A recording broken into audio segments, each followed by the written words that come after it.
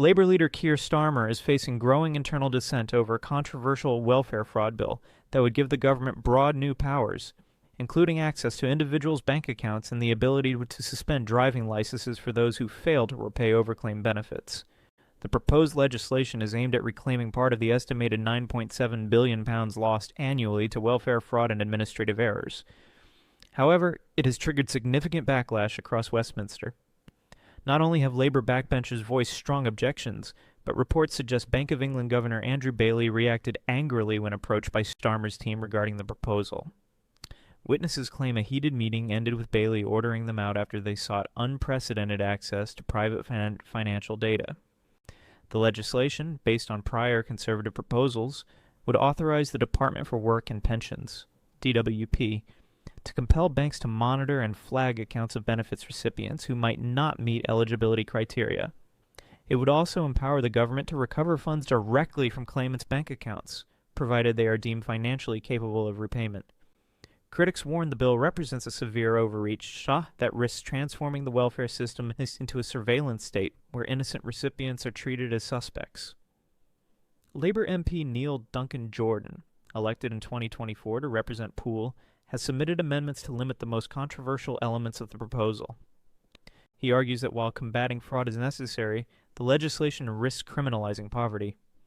Duncan Jordan's proposed changes, backed so far by 17 Labour MPs, would limit the financial surveillance to cases where there is a reasonable suspicion of fraud, rather than applying blanket monitoring to all welfare recipients. He also opposes the clause allowing for suspension of driving licenses over unpaid benefit debts, calling it a poverty penalty that could hinder people's ability to work and meet basic needs. Writing in The Guardian, Duncan Jordan criticized the bill as a revival of punitive Tory-era policies.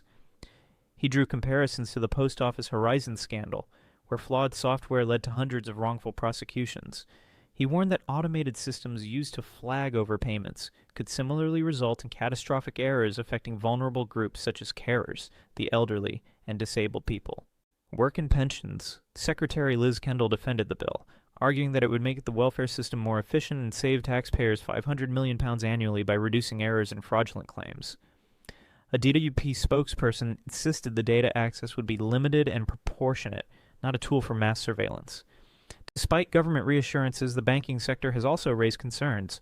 Financial institutions warn the bill could put them in conflict with existing regulations aimed at protecting vulnerable customers, creating legal and ethical complications. The controversy comes at a time when Labour is already facing political turbulence. Former Labour MP Mike Amesbury recently resigned after receiving a suspended sentence for assaulting a constituent, an incident caught on CCTV. His departure has triggered a by-election in Runcorn and Helsby, a seat now heavily targeted by Reform UK amid growing public dissatisfaction with Labour's direction. As criticism of the welfare bill intensifies, pressure is mounting on Starmer to reconsider both the legislation and his broader approach to welfare reform. Detractors accuse him of adopting authoritarian methods and betraying Labour's traditional working-class base. The political fallout may prove costlier than expected.